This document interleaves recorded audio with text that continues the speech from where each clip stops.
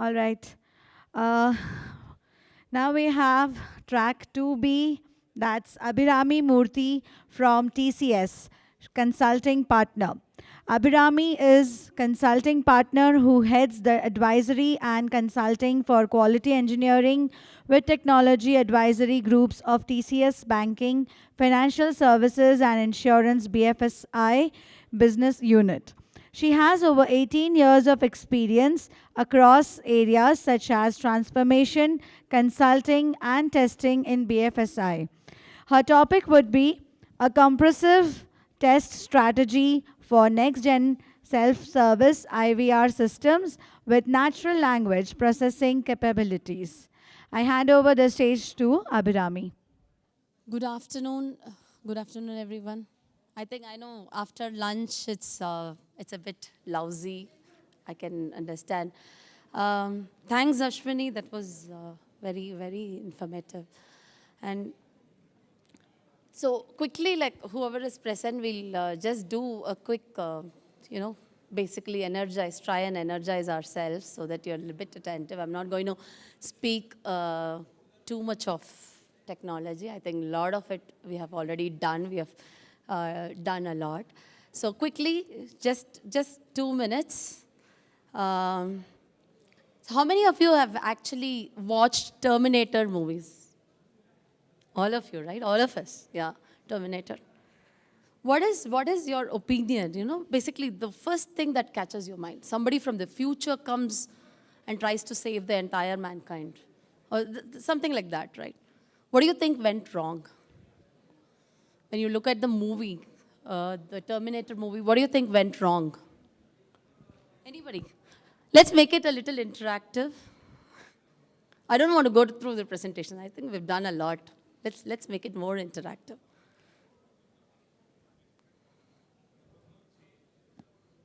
No change? No, let's forget about change, all that. Let's forget about that. See, there's somebody who's coming from the future. So there's a robot that comes from the future, tries to save the mankind. What is happening in there? So something went wrong, right? Something went wrong. What went wrong? Correct. So we allowed the robots to control us, right? So what went wrong? Yes, robot controlling us is something that went wrong, right? That was the wrong. But what? Good. But do you think it was intelligent than us? Somebody in the future was again able to set it back. So some part is what we missed. A small part is what we missed as human. What could that be? Not that we are not intelligent. We are the ones who created them. Nothing. No. Not a philosophical session. Just try a little more. Maybe just.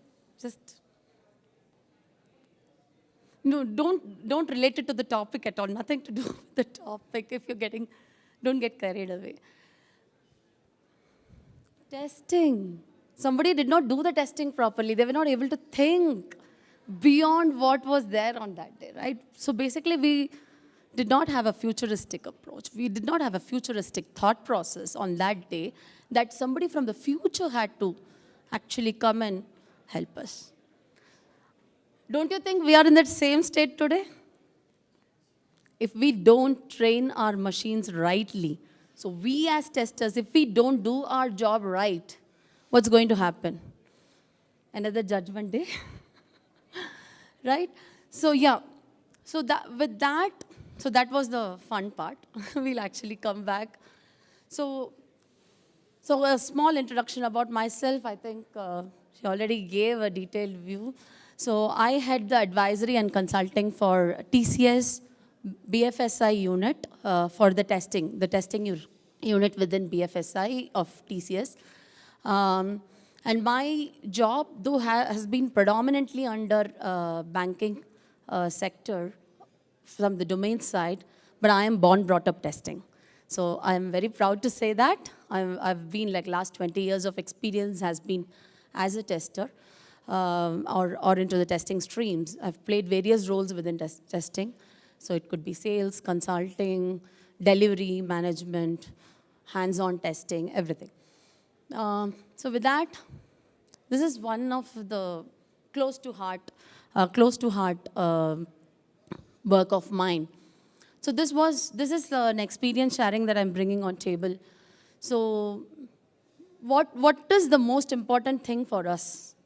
I mean, forget about emotions, love, and all that. End of the day, all of us are here for something. So technology is driving us. We have our jobs, but everything. Finally, there is something that we all think about, right? Suddenly, you get a message in your phone that rupees XYZ. Exactly. So banks, right? We deal with so much of it. Banks are also our emotions, so it's also an emotional thing. So basically money, I wouldn't say money is king, but then yes, partly it is true.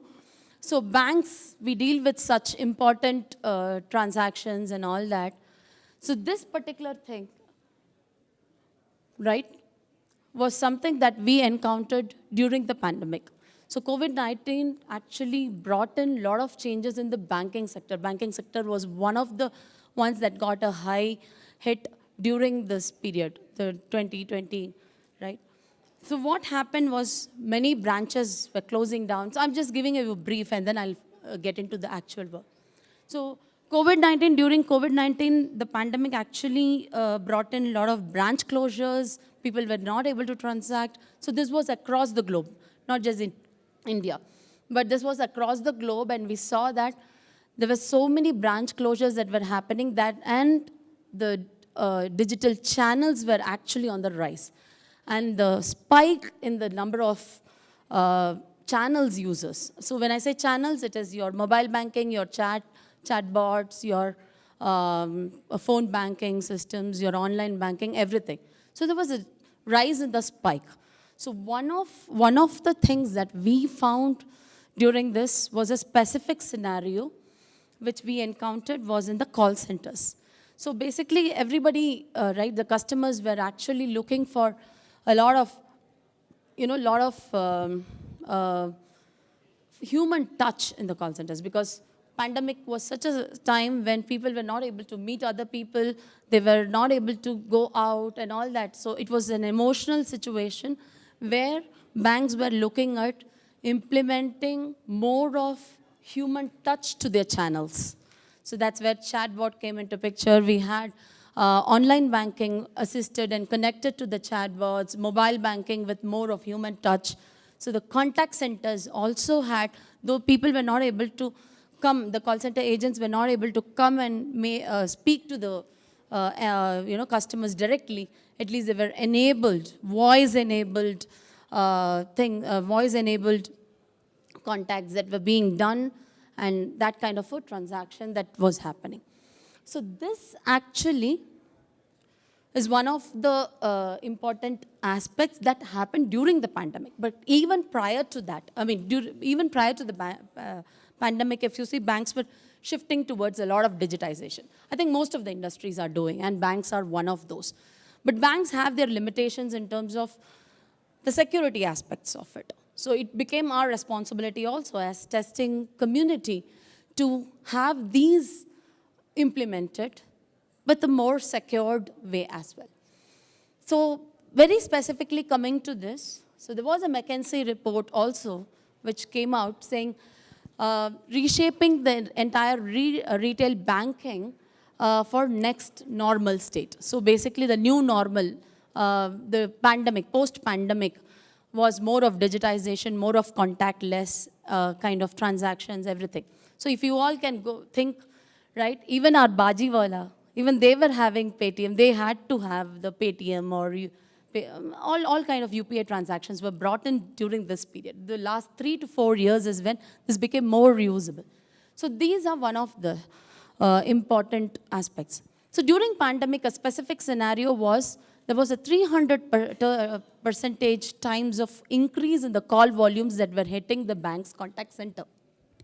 And the bank's contact centers were not equipped enough to handle that kind of a spike. So the servers were crashing, Because nobody anticipated, and this is one-off time kind of in a situation. This doesn't happen very often.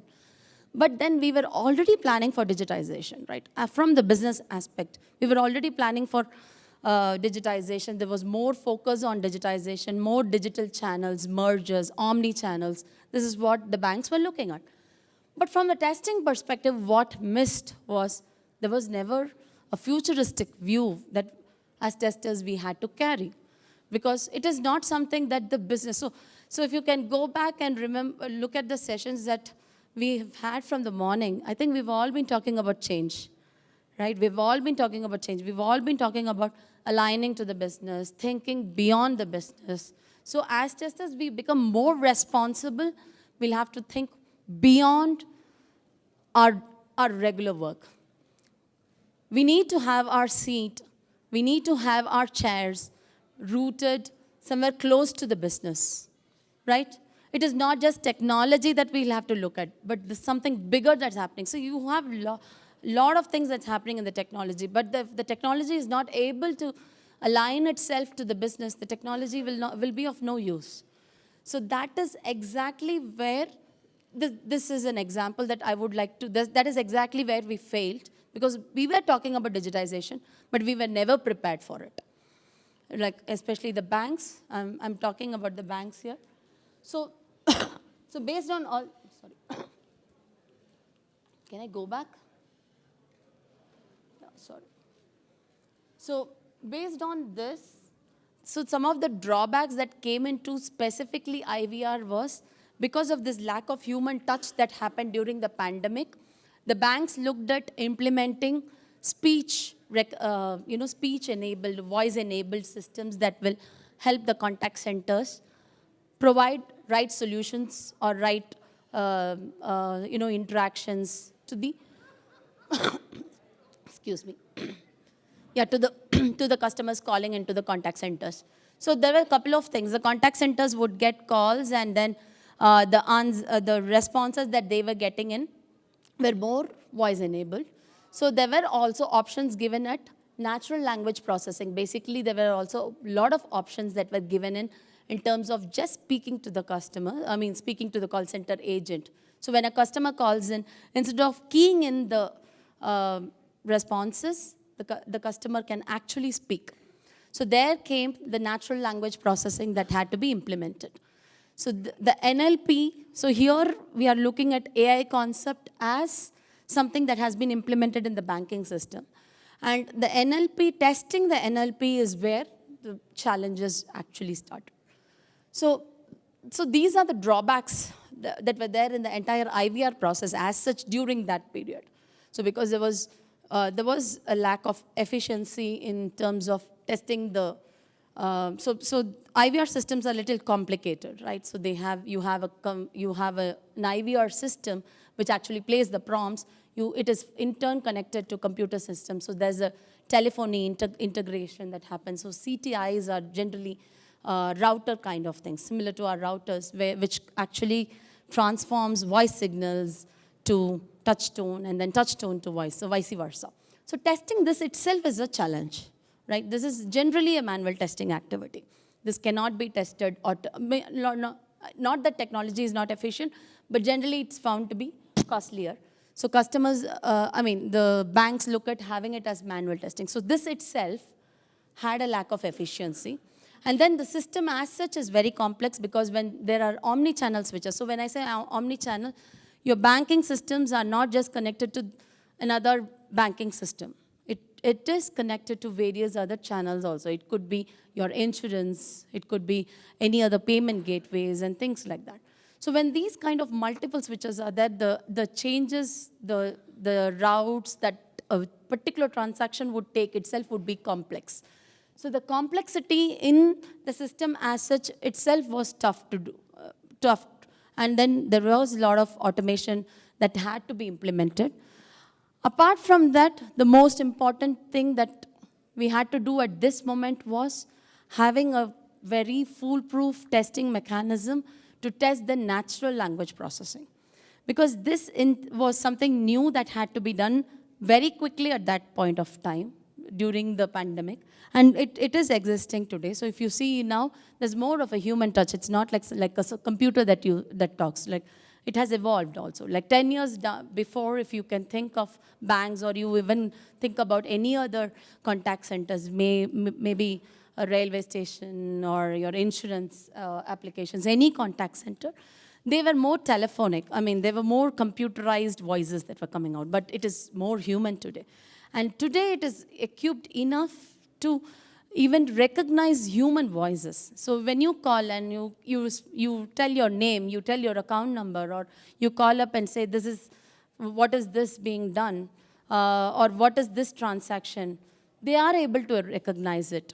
So that is because of natural language processing. So testing this is what we are going to look into a bit. So before we fall into that, I would like to this is a bit of a banking architecture in terms of the channels. So this just shows us where, how, and what all testing is being done. So this is more from the architecture. I do not want to spend much time, but these are certain things that I would like to bring your focus. So the challenges in processing natural language, where exactly it falls. So one is the voice biometrics, right? So one of the, so when you log into your mobile banking or your online banking, there are always authentication mechanisms that we have. So voice biometrics is one of those that has been introduced for the mobile banking. So that was a big challenge, because identifying the voice, basically the tone, and various kinds of data sets that needs to be provided so that it is a correct one, was one of the biggest challenge that we had. So this is just a type of testing strategy that we try to bring in, a 360-degree strategy. So recently we were also debating on why just 360-degree, but rather you will have to look at a full, complete, spherical strategy. Basically, look at from all angles, because 360 becomes just a round. We don't want to just look at the round, but rather all angles. So maybe we'll have to evolve, right? So this is what I would like to bring your focus upon. So the NLP, when we say, a typical example in the banking sector itself. So Ashwini was also mentioning about the customer satisfaction, and in banks, customer satisfaction becomes the most important thing, because the moment your customer satisfaction goes down, you can be sure that you lose the customer. That is the level of emotions also that is being looked upon. So the types of testing that we do for NLP is this, like, end-to-end analysis, static analysis, testing with different types of data sets. And here, specifically, it is about tones, accents, and all that, because it's more of voice recognition, voice prints that needs to be tested. And also the dynamic analysis of which is your runtime errors, how we look at the runtime errors and all. But the most important thing would be the types of data that we get in for speech recognition, right? So can somebody give me examples of what kind of data do you think, forget about the bank, but in general, if you have to test any voice print, what kind of data do you think should be available, made available? What kind of data sets need to be available? Right? Different voices, he said different voices. Accents, correct?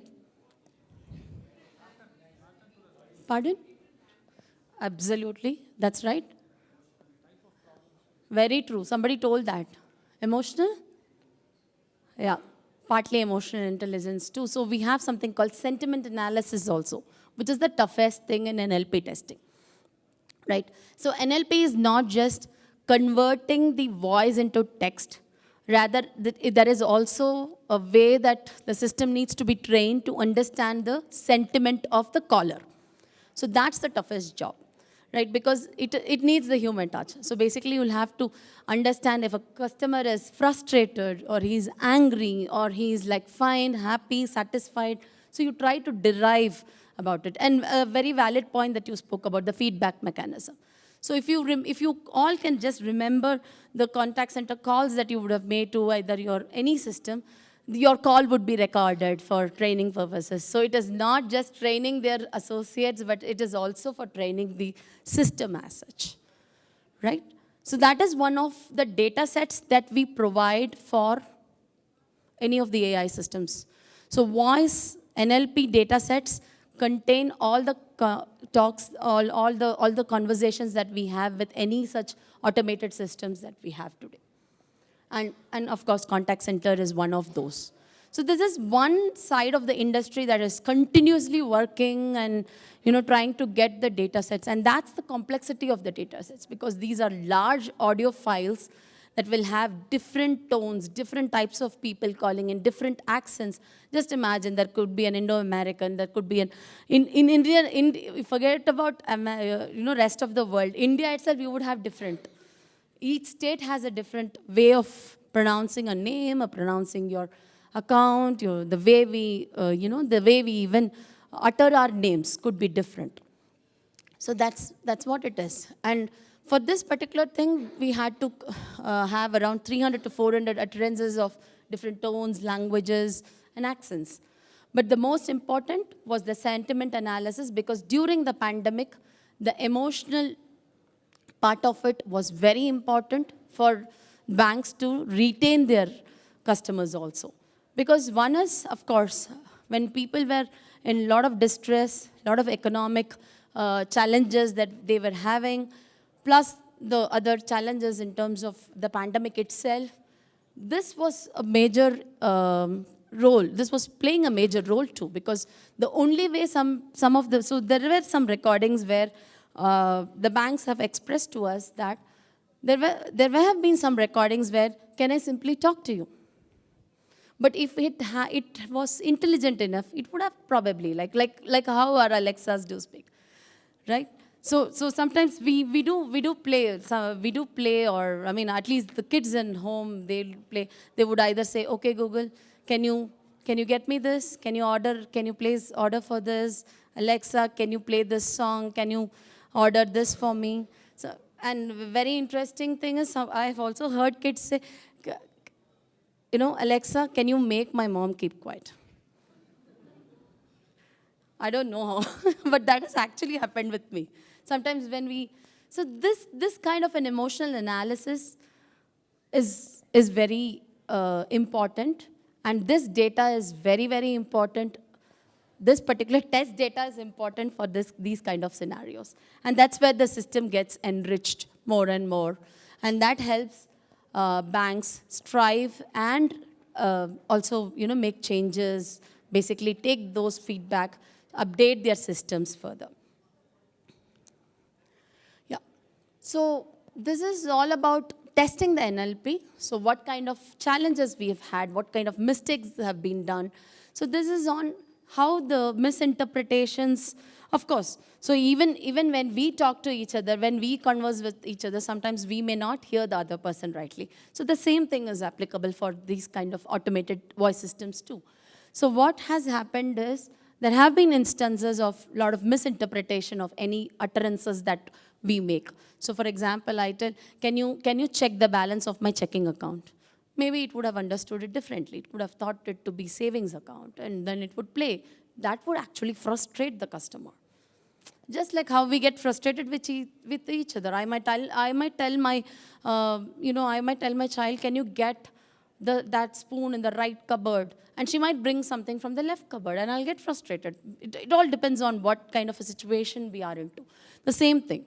And then similarly, the number recognition. Recognition is quite important, because sometimes we've seen that customers do not key in the PIN for logging in. Rather, just speak out the numbers, or speak out, or just be vocal on the system and probably tell the account numbers, or check on the particular dates. And if the system is unable to recognize the numbers rightly, it is going to not perform the right transaction. So that in turn is going to lead to a lot of customer dissatisfaction.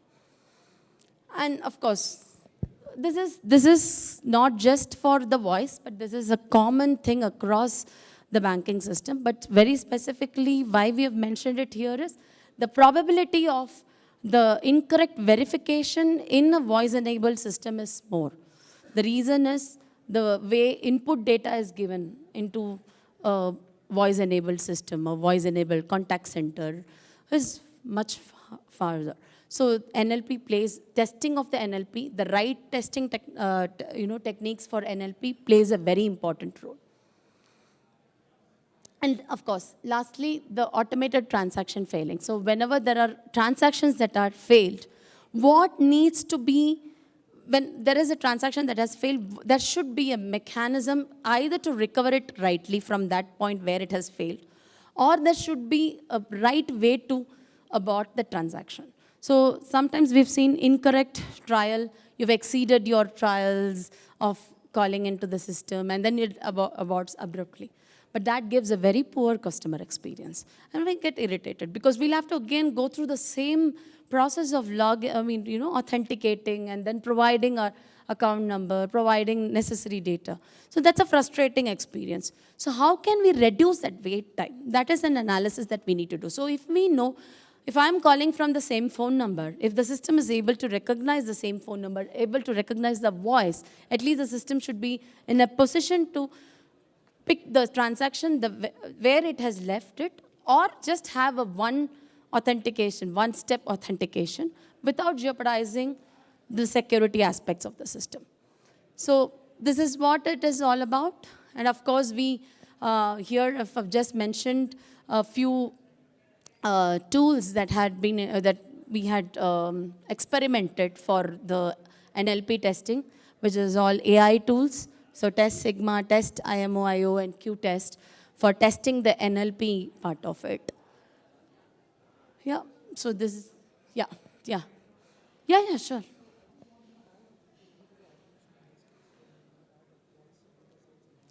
Mm-hmm.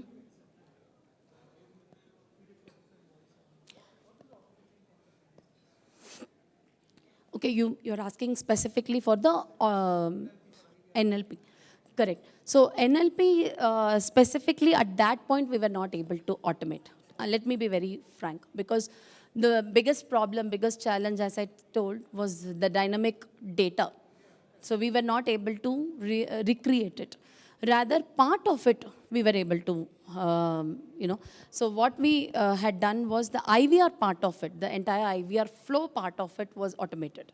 But the place where the voice-enabled input has to be received, right? So basically, playing of the prompts, testing of those, all that was automated. Either you understand, right? So, but the input part of it had still manual. So we couldn't do, because I think that was mainly because of the dynamic nature of the data that is there. So when we did this testing, there were only 300 to 400, but today, there are at least 600 to 700 data sets that are available just for one transaction, I'm telling. Not like for money, but just for one transaction, there were at least that many number of data sets. Yes, partly they are available. Partly they are available.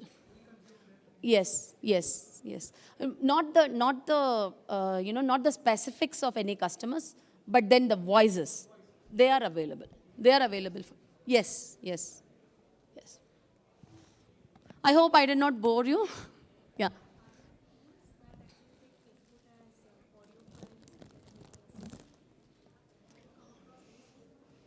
So this test IMO, and there is also something that Tricent is developing. It is still not there. And Saira has it for the chatbots. And partly they have tried to take the audio files also. But they have not been able to do this for that 700 or 600 data sets. But like partly, at least like 50 data sets, they are able to. So what they have tried to do is some of the Indo-Chinese accents they have been able to make the system, they have equipped the system to understand the accent and provide some Indo-Chinese is what. And then, of course, American English, Indo-Chinese accent of English, and then Spanish to a certain extent. But not the vaster, not the wider one. That has not been automated yet. And Saira is actually trying to come up with some things around that. There's still developing it. The speech recognition part, speech recognition is done, but the data sets are still a challenge. Yeah, so- All right. Do we have any more questions? Yeah.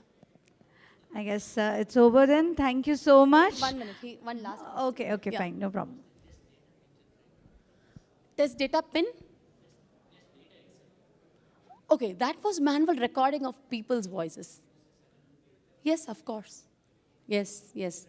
Yes, different languages, different. So this is for a particular customer I'm talking about. So like this, if you see, and this is like for a large US bank which was done. So like this, around the world, for different native banks, it is still being done. Yeah. May I call upon Ashwini to felicitate Abhirami.